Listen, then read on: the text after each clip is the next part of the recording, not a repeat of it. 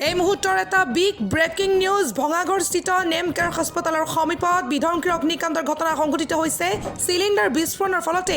এই অগ্নিকাণ্ডৰ ঘটনা সংঘটিত হয় নেমকেয়াৰ হাস্পতালৰ সমীপত সংঘটিত হৈছে অগ্নিকাণ্ডৰ ঘটনাটো পুনৰ এবাৰ জনাইছো এই মুহূৰ্তৰ এটা ব্ৰেকিং নিউজ ভঙাগড়স্থিত নেমকেয়াৰ হাস্পতালৰ সমীপত সংঘটিত হৈছে বিধ্বংসী অগ্নিকাণ্ডৰ ঘটনা ব্যৱসায়িক প্ৰতিষ্ঠানত সংঘটিত হৈছে এই অগ্নিকাণ্ডৰ ঘটনাটো